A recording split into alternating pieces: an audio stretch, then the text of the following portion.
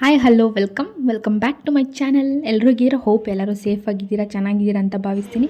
ಇವತ್ತು ಶುಕ್ರವಾರ ಮನೇಲಿ ರಂಗೋಲಿ ಎಲ್ಲ ಹಾಕಿ ದೇವ್ರ ಪೂಜೆ ಎಲ್ಲ ಮುಗಿಸಿದ್ವಿ. ಹಾಗೆ ದೇವಸ್ಥಾನಕ್ಕೆ ಹೋಗಿ ನಮ್ಮ ಮನೆ ನಿಯರ್ ಬೈ ಇರೋ ದೇವಸ್ಥಾನಕ್ಕೆ ಹೋಗಿ ಅಲ್ಲಿ ನಿಂಬೆಹಣ್ಣು ದೀಪ ಎಲ್ಲ ಹಚ್ಬಿಟ್ಟು ಅಲ್ಲಿಂದ ಮನೆಗೆ ಬಂದು ಪಟ್ಟ ಅಂತ ರೆಡಿಯಾಗಿ ಒಂದು ರಿಲೇಟಿವ್ದು ಗೃಹಪ್ರವೇಶ ಇತ್ತು, ಅಲ್ಲಿಗೆ ಹೋಗಿ ಸ್ವಲ್ಪ ಚಿಟ್ ಚಾಟ್ ಮಾಡಿಕೊಂಡು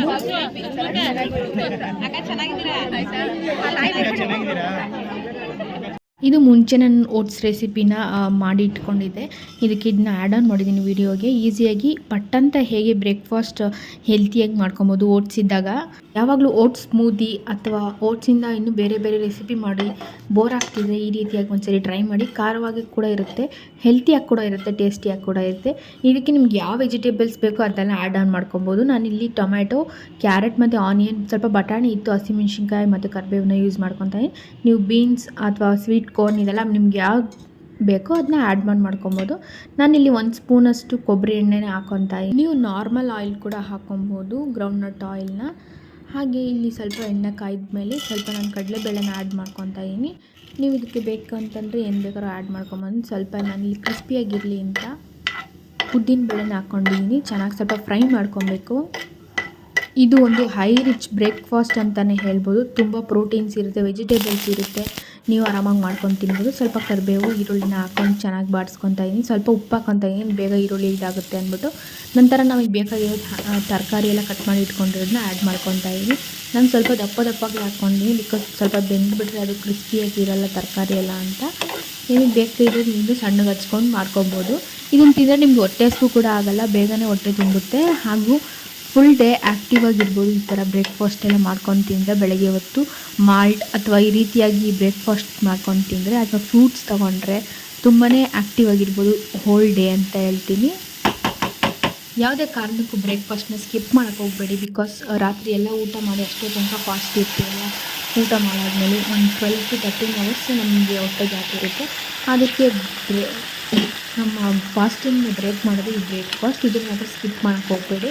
ಆವಾಗ ನಿಮಗೆ ಹೋಲ್ ಡೇ ಟಯರ್ಡ್ನೆಸ್ ಆ ರೀತಿ ಎಲ್ಲ ಫೀಲ್ ಆಗ್ತಿರುತ್ತೆ. ಈ ರೀತಿ ಹೆಲ್ದಿಯಾಗಿ ಏನಾದ್ರು ಮಾಡ್ಕೊಂಡು ತಿಂತೀರಿ.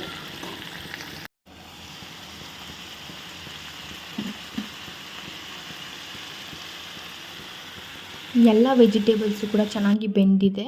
ನಂತರ ಸ್ವಲ್ಪ ನೀರು ಬೇಕಿದ್ರೆ ಆ್ಯಡ್ ಆನ್ ಮಾಡಿಕೊಂಡು ನಂತರ ಹುರಿದಿಟ್ಕೊಂಡಿರೋ ಓಟ್ಸ್ನ ಹಾಕಿ ಸ್ವಲ್ಪ ಹೊತ್ತು ಲೋ ಫ್ಲೇಮಲ್ಲಿ ಇಟ್ಬಿಟ್ಟು ಸ್ಟೀಮಿಂಗಲ್ಲಿ ಚೆನ್ನಾಗಿ ಬೇಯಿಸಿದ್ರೆ ಓಟ್ಸ್ ರೆಸಿಪಿ ರೆಡಿ ಇರುತ್ತೆ. ನೀವು ಒಂದ್ಸಲ ಟ್ರೈ ಮಾಡಿ, ತುಂಬ ಟೇಸ್ಟಿಯಾಗಿರುತ್ತೆ. ಹಾಗೆ ನಾರ್ಮಲ್ ಉಪ್ಪಿಟ್ಟು ಹೇಗಿರುತ್ತೋ ಅದೇ ರೀತಿ ಟೇಸ್ಟ್ನ ಕೊಡುತ್ತೆ. ಇದನ್ನು ಮಸಾಲ ಉಪ್ಪಿಟ್ಟು ಅಂತಾರಲ್ಲ ಆ ರೀತಿಯಾಗಿ ಟೇಸ್ಟ್ನ ಕೊಡುತ್ತೆ. ನೀವು ಇದಕ್ಕೆ ಬೇಕಾದ್ರೆ 1 ಸ್ಪೂನಷ್ಟು ಗರಂ ಮಸಾಲ ಹಾಕೊಬೋದು, ಅವಾಗ ಇನ್ನೂ ಬೇರೆ ಥರ ಟೇಸ್ಟ್ ಕೊಡುತ್ತೆ. ನೋಡಿ, ಓಟ್ಸ್ ಉಪ್ಪಿಟ್ಟು ರೆಡಿಯಾಗಿದೆ. ನೀವು ಒಂದು ಸೆಟ್ ಟ್ರೈ ಮಾಡಿ. ನಂತರ ಇಲ್ಲಿ ಯಾವುದೋ ಫಂಕ್ಷನ್ಗೆ ಹೋಗಬೇಕಿತ್ತು, ಅದಕ್ಕೋಸ್ಕರ ಸ್ಯಾರಿ ಡ್ರಿಪ್ಪಿಂಗ್ ಮಾಡಿಸ್ಕೊಬೇಕಿತ್ತು, ಪ್ಲೀಟಿಂಗ್ ಥರ. ನನ್ನ ತಂಗಿ ಚೆನ್ನಾಗಿ ಮಾಡ್ತಾಳೆ, ನನಗಂತೂ ಸೀರೆ ಉಟ್ಕೊಳಕ್ಕೆ ಬರಲ್ಲ, ಅವಳೇ ಚೆನ್ನಾಗಿ ಮಾಡ್ತಾಳೆ. ಅದಕ್ಕೆ ಸ್ವಲ್ಪ ರೆಡಿ ಮಾಡಿ ಇಟ್ಸ್ಕೊಳ್ಳೋಣ ಅಂತ ರೆಡಿ ಮಾಡಿಸ್ಕೊತಾ ಇದೆ. ಇದೆಲ್ಲ ಈಗ ಮಾಡಿಬಿಟ್ಟು ಸ್ವಲ್ಪ ಸ್ಟ್ರೇಟ್ನರಲ್ಲೋ ಅಥವಾ ಐರನ್ ಬಾಕ್ಸಲ್ಲೋ ಐರನ್ ಮಾಡಿ ಇಟ್ಬಿಟ್ರೆ ಆರಾಮಾಗಿ ಒಂದು 5 ಮಿನಿಟ್ಸಲ್ಲೇ ಸೀರೆ ಉಟ್ಕೊಂಡು ಬೇಗ ಹೋಗ್ಬೋದು ಫಂಕ್ಷನ್ಸ್ಗಳಿಗೆ. ಅದಕ್ಕೆ ಸ್ವಲ್ಪ ಹೆಲ್ಪ್ ಮಾಡ್ತಿದ್ದಿಲ್ಲ ನನ್ನ ತಂಗಿ. ನೆಕ್ಸ್ಟ್ ಡೇ ಇದು ಬಂದುಬಿಟ್ಟು ನಾವು ನಮ್ಮಮ್ಮ ಇಂದ್ರ ಮಂಟಿ ಎಲ್ಲ ಅಲ್ಲಿ ನಮ್ಮ ಮನೆ ನಿಯರ್ ಬೈ ಅಂದರೆ ಸ್ವಲ್ಪ ದೂರ ಇದೆ, ಅಲ್ಲಿ ವೈಷ್ಣವಿ ಸ್ಪೇರ್ ಅಂತ ಇದೆ. ಅಲ್ಲಿ ಹೋಗ್ಬಿಟ್ಟು ಫಿಲಮ್ ನೋಡ್ಕೊಂಬರೋಣ, ಎಷ್ಟೊಂದು ದಿನ ಆಯಿತು ಅಂತ ಹಾಗೆ ಹೋಗಿದ್ವಿ. ನಾವು ಹೋಗ್ತೀನಿ ಅಂತಂದ್ವಿ, ಎಲ್ಲರೂ ಜಾಯಿನ್ ಆದರು. ಹಂಗೆ ನಾನು, ನನ್ನ ತಂಗಿ, ನಮ್ಮಮ್ಮ ಮತ್ತು ಆಂಟಿ ಇಷ್ಟು ಜನನೂ ಹೋಗಿದ್ವಿ ವೈಷ್ಣವಿ ಸ್ಪೇರ್ಗೆ. ಯಾವ ಮೂವಿ ನೋಡೋಕ್ಕೆ ಅಂತ ಮುಂದೆ ಹಾಕ್ತೀನಿ, ನೋಡ್ಬೋದು. ಒಂದೊಳ್ಳೆ ಕ್ವಾಲಿಟಿ ಟೈಮ್ನ ಸ್ಪೆಂಡ್ ಮಾಡ್ದಂಗೆ ಅನಿಸ್ತು. ಅವರಿಬ್ಬರು ಫ್ರೆಂಡ್ಸು. ಹಾಗೆ ನನ್ನ ತಂಗಿನೂ ಕೂಡ ಹೋಗಿದ್ವಿ. ಎಷ್ಟೊಂದು ದಿನ ಆಗ್ಬಿಟ್ಟಿತ್ತು ಮೂವಿ ನೋಡಿ, 1 ಇಯರೇ ಆಗ್ಬಿಟ್ಟಿತ್ತು ಥಿಯೇಟರ್ಗೆ ಹೋಗಿ.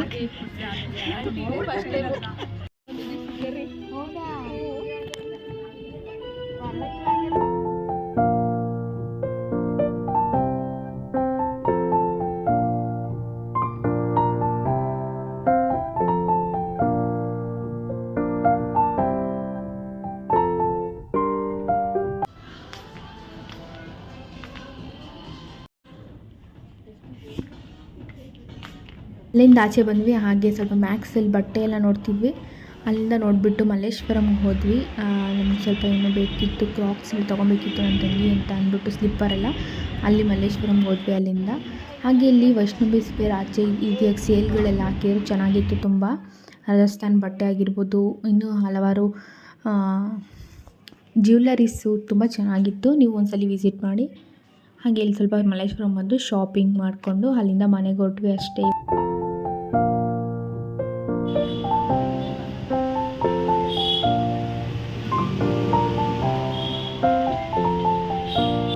ಯಾಕಂತೆ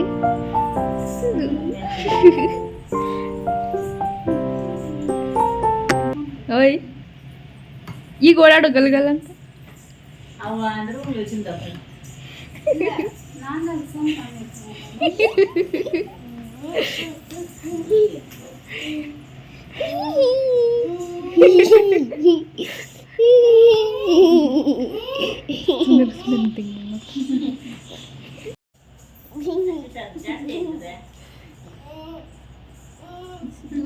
ನನ್ನ ಹೆಸರೇನು ಗೊತ್ತಾನೋ? ಏನು ಅಂತ ಗೊತ್ತಿಲ್ಲ ಅಕ್ಷಯ.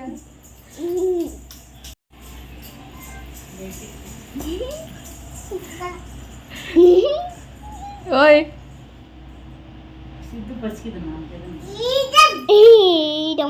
ಮಾಡ್ಬೇಡ ಅಂತಾರ.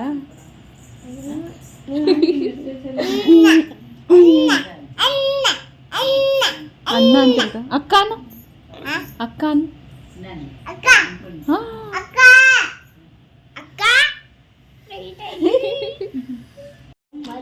ಆಯ್ ತಿನ್ನು ನೀನು ತಿನ್ನು ತಿನ್ನು ತಿನ್ನು ತಿನ್ನು ತಿನ್ನಲ್ವಾ ತಿನ್ನಲ್ವಾ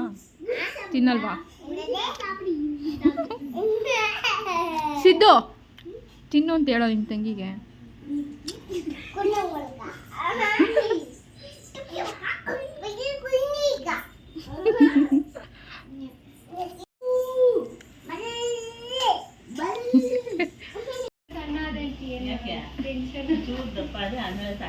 ಚೂರಲ್ಲ 60 kg ಆಗಿದೆ, 44 ಇದ್ದಿದ್ದು. 5 ವರ್ಷಕ್ಕೊಂದ್ಸತಿ ಸೀರೆ ಉಟ್ಕೊಂತಾರ. ಈಗ 48 ಆಗ್ಬಿಟ್ಟಿದೆ. ಮನೆ ಪಕ್ಕದಲ್ಲಿ ಲಕ್ಷ್ಮೀ ಕೂರಿಸಿದ್ರೆ ಅಲ್ಲಿ ಹೋಗ್ಬಿಟ್ಟು ಸ್ವಲ್ಪ ಮಕ್ಳ ಜೊತೆ ಆಟ ಆಡ್ಕೊಂಡು ದೇವ್ರ ದರ್ಶನ ಮಾಡ್ಕೊಂಡು ಬಂದೆ. ಇವತ್ತಿನ ನನ್ನ ವ್ಲಾಗ್ ಇಷ್ಟೇ. ಸಿಗೋಣ ಮತ್ತೊಂದು ವ್ಲಾಗಲ್ಲಿ. ಬಾಯ್.